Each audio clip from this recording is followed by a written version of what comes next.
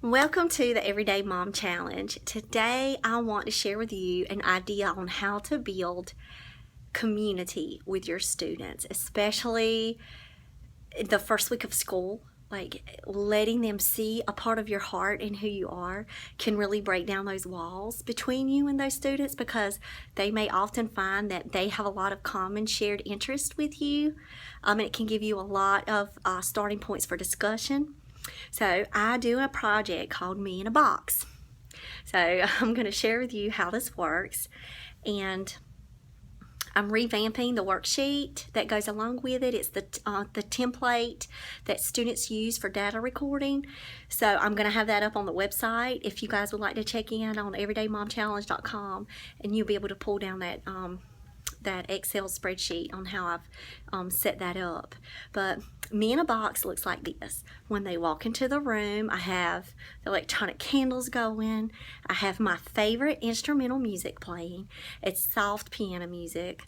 And I just have it dark and just, soothing, and it just feels really good for me. This is, me. And I have my box. So here's my box. Okay, I got the box at Michael's. As you can see, it has its wear and tear, but you know what? It's my box. It's me in a box.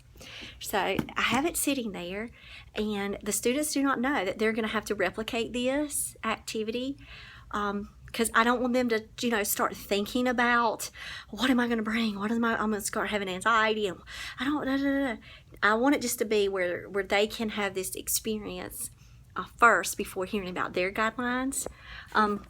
And I want to share with you some things that I'm going to let my kids know about me. One, that I'm going to be their cheerleader on campus, and that I need for them to know from day one that I am there to support them in their educational endeavors, and that I'm going to believe in their successes. And if they need help, and they really don't know where to go for that help, that they can always reach out for me, and I can be that bridge to help them find somebody, or maybe I can help them with their problem solving. So, yeah, I can look up Khan Academy. We can do math videos.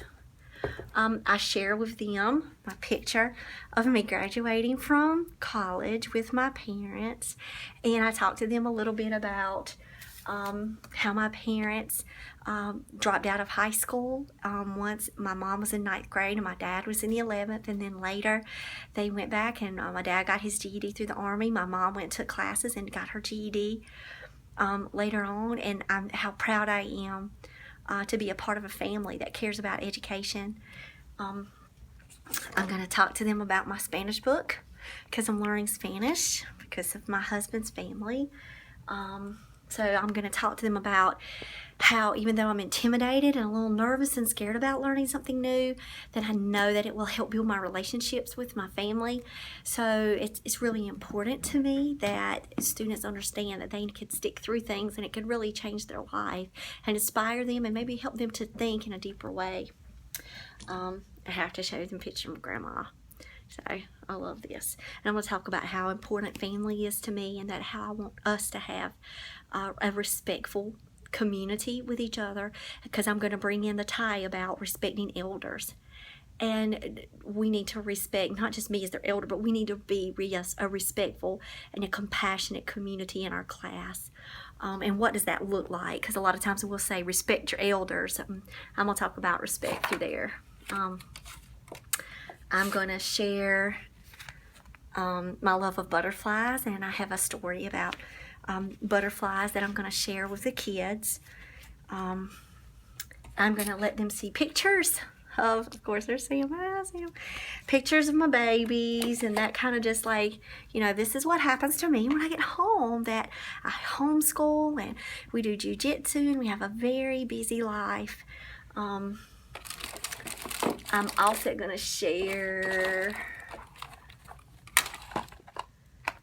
my love of scary movies. And I'm going to talk to them how horror movies are my favorite genre.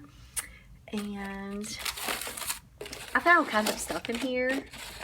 Things that, I may at the moment decide not to share. I'm going to talk about my first job that I ever had, working, and my box is about to fall, working at Kmart, and how I worked there all through high school and college. I'm going to talk to them about that. I want to talk to them about this. Now, I brought this with me today, but I'm carrying it home again. This is my dad's.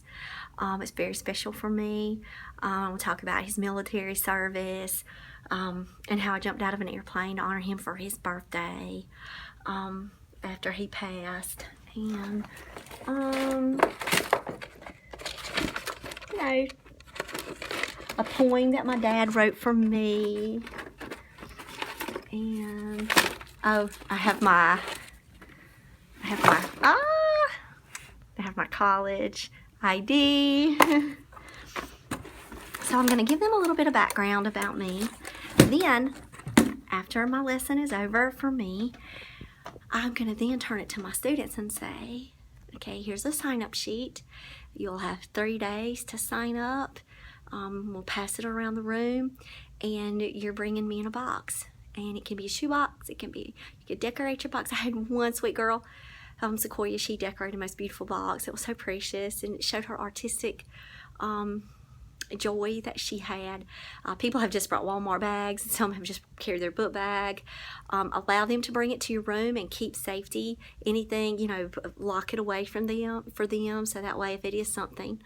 I would encourage you not to allow students to pass around anything that is of personal value, because one time there was a pass around of a necklace that a grandmother had given to a child, and they had had it since their birth, and of course it dropped. And after that I learned my lesson. So lesson learned. I mean, it didn't break or anything, but I just thought about what could have happened with that heirloom piece.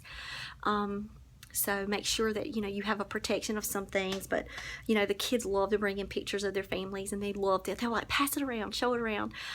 This is really great for kids. That allows them, they're nervous about what to talk about, but the objects help push those conversations. So you're using symbols and visual representations to really learn about your kids. And you learn so much about your kids that you just will not believe. Some kids, when they'll start to talk, I've had kids that would break down in tears and start to cry because they want to then share a personal story about their grandparent or an elder or a family member passing away, or something that happened to them that was very inspirational for them. So I always try to give the inspirational stories in my speech, because that way it gives them that freedom. If they would like to share that with us, that they could. There was one time a parent called me and said, my son is so anxious. He has a social anxiety disorder, and him speaking in front of the class on the, you know, the third day of class, you're really causing him to have a panic attack. He's just had one at home, and that's not the purpose of this assignment. So I pulled back and I said, you know, if he could just, you know, meet with me and share with me his minimum of 3 items, I would love just to learn about him. And if he wanted to write it down and just, you know, talk to me through the writing, and I could read his letter, I just want to learn about him. And it worked out, and no big deal. It's $100 assignment, and he got his 100. And this is just about breaking down those walls of getting to know who your students are and letting them see a piece of your realness. Just let the kids know that it's all school appropriate information that we're sharing, and it's all about, you know, important things about our lives, and just silly things too, like my scary movies and things like that. So there's silly stuff. Another thing that's really good to fill out about kids is just like how I use my piano instrumental piece. Allow them to do their instrumental piece, and then you'll create a DJ in the class. So the DJ comes up, that person does not rotate, and they find the songs for the students. DJs love that. They love that part. And they introduce themselves, and then they begin with their music in the background. It really sets the tone, and you kind of get to hear what kind of music the kids like. And some would do country instrumentals, gospel instrumentals, rock instrumentals, you know, rap instrumentals. You get to hear a lot from just that. That helps you vary up when you're doing your reading time, when you're doing your silent sustained reading and you have your music playing in the background. You can switch it up for the students based on the interest in that room. There's a sheet, accompanying sheet, that I always do that. A check off. Did the student do the pie? Did they persuade, entertain, or inform. And they go through and they do checks beside their student's name. They write down their classmate's name. They also are required to tell one thing that they loved about their person's presentation that they just witnessed. So they're going to speak something very positive.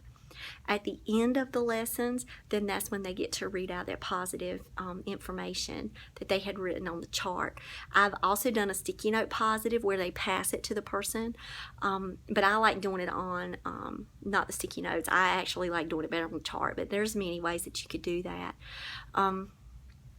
I did a time protection on it, so they only had 3 minutes in order to get everything. That was the maximum time. I didn't give them the minimum. The minimum requirement was that they had to bring 3 objects, and they had a maximum of 3 minutes to talk. But I just think it's a great community builder. If you could please consider using community builders in your classrooms the first couple of weeks of school, trust me, you are not wasting time. You are building a relationship with your kids, and you're building a family unit in your class. So when you are working in collaborative groups, and when you are, pushing them for those connections to text, then you'll see a better product and a better outcome and a better buy-in. So I encourage you to try Me in a Box. And if you try Me in a Box and you like it, just let me know. I would love to hear your comments about the activity and how you even improved it and made it even better. So I hope you have a blessed day. Bye.